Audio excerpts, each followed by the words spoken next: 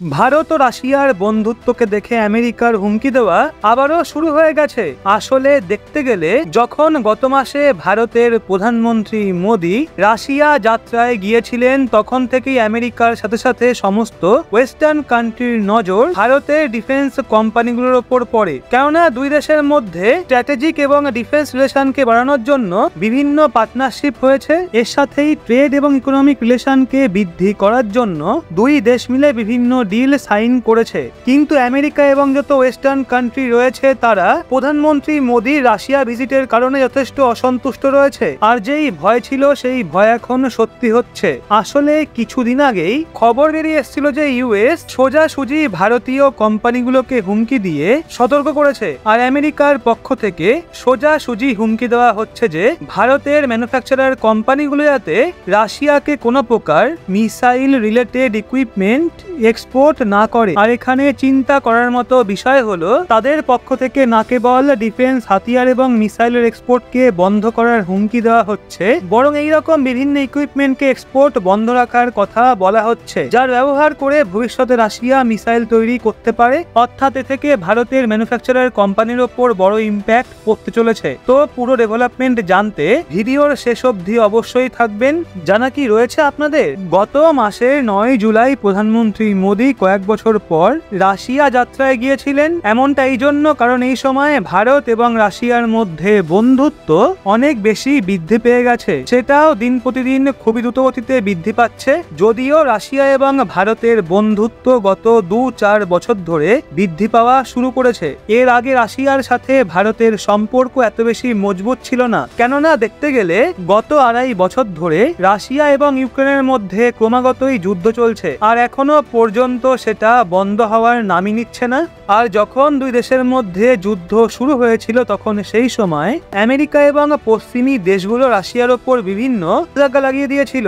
আর তার কারণে রাশিয়ার যে অন্যান্য দেশে বৈদেশিক সম্পর্ক ছিল সেটা ক্রমশ কম হতে থাকলো। কিন্তু সেই সময় রাশিয়ার যুদ্ধ লড়ার জন্য অনেক বেশি অর্থের প্রয়োজন ছিল।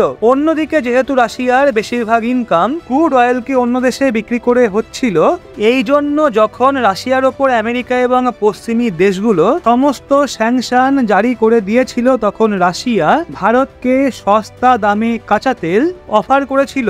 যদিও সেই সময় রাশিয়ার ওপর স্যাংশন জারি ছিল, সেই জন্য বেশিরভাগ দেশ রাশিয়ার থেকে সস্তা দামে কাঁচা তেল নিতে প্রস্তুত ছিল না। কিন্তু যখন রাশিয়ার পক্ষ থেকে ভারতকে সস্তা দামে কাঁচা তেল অফার করা হয়, তখন ভারত সেই সুযোগকে না হারিয়ে সুযোগের সদ্ব্যবহার করে। আর আমেরিকার স্যাংশনের পরোয়া না করেই গত 2-2.5 বছর ধরে ভারত খুব বেশি মাত্রায় কাঁচা তেল কিনে এসছে। আর তার মধ্যে পশ্চিমী দেশগুলো অনেকবারই ভারতকে থামানোর চেষ্টা করেছিল, কিন্তু ভারত সোজাসুজি বলে দিয়েছিল আমরা রাশিয়ার থেকে সস্তা দামে কাঁচা তেল ক্রয় করা বন্ধ করব না, কারণ এ থেকে আমাদের যথেষ্ট বেশি পরিমাণে বিদেশি মুদ্রা বেঁচে যাচ্ছে, আর এটা আমাদের দেশের স্বার্থের বিষয়। কিন্তু যখন ভারত এখনো বেশি পরিমাণে রাশিয়ার থেকে ক্রুড অয়েল পারচেস করছে, তখন আমেরিকার সঙ্গে সঙ্গে অন্যান্য পশ্চিমী দেশের লোকসান হচ্ছে। কারণ দেখতে গেলে এর আগে ভারতে যথেষ্ট বেশি পরিমাণে ক্রুড অয়েল আমেরিকা এবং অন্যান্য পশ্চিমী দেশ থেকে ইম্পোর্ট করা হতো, আর এই দেশগুলো দুর্বলতার সুযোগ নিয়ে বেশি দামে কাঁচা তেল বিক্রি করে বেশি মুনাফা কামাতো। কিন্তু এই সময়ে ভারত যথেষ্ট কম পরিমাণে ক্রুড অয়েল আমেরিকার মতো দেশের থেকে ক্রয় করছে। আর যে ক্রুড অয়েল ক্রয় করা হচ্ছে তার জন্য আমেরিকাকে বাধ্য হয়ে কম্পিটিটিভ প্রাইস দিতে হচ্ছে। অর্থাৎ এখানে ভারত এবং রাশিয়া মিলে এমন কিছু কূটনীতি প্রয়োগ করছে যা থেকে আমেরিকান স্যাংশনের মর্যাদা উড়ে গেছে। কিন্তু এখন যে খবর সামনে উঠে আসছে তা থেকে পরিষ্কার হয়ে গেছে যে আমেরিকা ভারত এবং রাশিয়ার বন্ধুত্বকে ভাঙার জন্য লেগে পড়েছে। আর এতে বিশেষ করে ভারতের ম্যানুফ্যাকচারিং কোম্পানির ওপর প্রভাব পড়তে চলেছে, যারা ডিফেন্স সম্পর্কিত ইকুইপমেন্ট ম্যানুফ্যাকচার করে থাকে। এছাড়াও তারা রাশিয়াতে এক্সপোর্ট করে। আসলে ইউএস এর পক্ষ থেকে ভারতের ডিফেন্স ম্যানুফ্যাকচারিং কোম্পানিগুলোকে সোজাসুজি হুমকি দেওয়া হচ্ছে। আর তারা বলছে যে যদি ভারতীয় কোম্পানি ডিফেন্স ইকুইপমেন্টের কোন রকম জিনিস রাশিয়াতে এক্সপোর্ট করে তাহলে ভারতকে সাবধান থাকার প্রয়োজন রয়েছে। করছে। শুধু তাই নয়, বরং ভারতীয় কোম্পানিগুলো সেই সমস্ত জিনিসকেও যাতে রাশিয়াতে এক্সপোর্ট না করে, যার ব্যবহার করে ভবিষ্যতে রাশিয়া ব্যালিস্টিক মিসাইল তৈরি করতে পারে। আর যদি ভারতীয় কোম্পানিগুলো এমনটা করে তাহলে ভারতের ওপর স্যাংশন জারি করে দেওয়া হবে। অর্থাৎ এই বিষয়টা পরিষ্কার যে আমেরিকা কোথাও না কোথাও ভারত এবং রাশিয়ার মধ্যে বন্ধুত্বকে ভাঙতে চাইছে। আর এর সাথেই ভারত যে ডিফেন্স হাতিয়ার এক্সপোর্ট করে ইনকাম করছে সেইটারও রাস্তা বন্ধ করার চেষ্টা করছে। আপনি জেনে আশ্চর্য হবেন, রাশিয়া থেকে যে কাঁচা তেল ক্রয় করা হচ্ছে সেই কাঁচা তেলকে ক্রয় করার জন্য ভারত ডলারে পেমেন্ট করছে না, বরং ভারত দ্বারা রাশিয়াকে সোজাসুজি ভারতীয় রুপিতে পেমেন্ট করা হচ্ছে। যা থেকে এখন সেই সময় এসে গেছে যখন রাশিয়ার ভস্ত্র অ্যাকাউন্টে অনেক বেশি ভারতীয় রুপি একত্রিত হয়ে গেছে, কারণ ভারত ভারী মাত্রায় রাশিয়ার থেকে কাঁচা তেল তো ক্রয় করছে, কিন্তু রাশিয়া ভারতের থেকে যথেষ্ট কোনো জিনিস ইম্পোর্ট করছে না।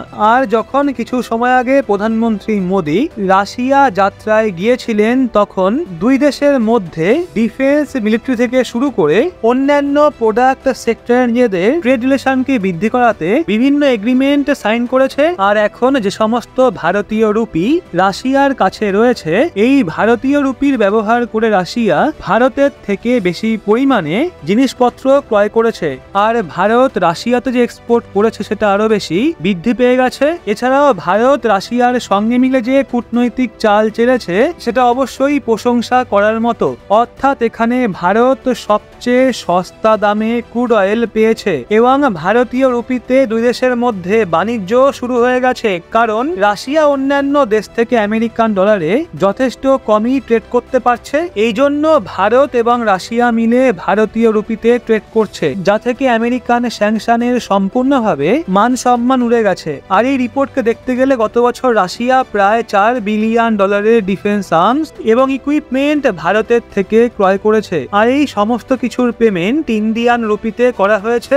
আর দুই দেশ মিলে এমন এমন প্রজেক্টের ওপর ইনভেস্টমেন্ট করেছে যেখানে মিলিটারি ইকুইপমেন্টের ডেভেলপমেন্ট করা হচ্ছে, যার সবচেয়ে বড় উদাহরণ হলো ব্রহ্মোস মিসাইল, যাকে রাশিয়া এবং ভারত যৌথভাবে তৈরি করেছে। আমেরিকা ভারতীয় কোম্পানিগুলোকে হুমকি দিয়ে এই সমস্ত কিছুকেই বন্ধ করার চেষ্টা করছে, যেখানে আমেরিকা রাশিয়া এবং ইউক্রেনের মধ্যে চলা যুদ্ধের সুযোগ নেওয়ার চেষ্টা করছে। এই জন্য আমেরিকা এবং বিভিন্ন পশ্চিমী দেশ ইউক্রেনকে ক্রমাগতই হাতিয়ারের সাপ্লাই করেছে, কিন্তু রাশিয়াকে দুর্বল করার জন্য ভারতীয় ডিফেন্স ম্যানুফ্যাকচারিং কোম্পানিকে আমেরিকা এখন হুমকি দিচ্ছে।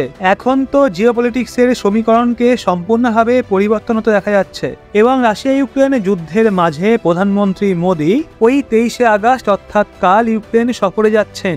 বাকি আপনাদের কি মনে হয় এক্ষেত্রে ভারতের কি করা উচিত? আপনার মতামত কমেন্ট বক্সে অবশ্যই জানান। আর ভিডিওটা ভালো লাগলে অবশ্যই একটা লাইক এবং চ্যানেলটা সাবস্ক্রাইব করে আমাদের সঙ্গে থাকুন।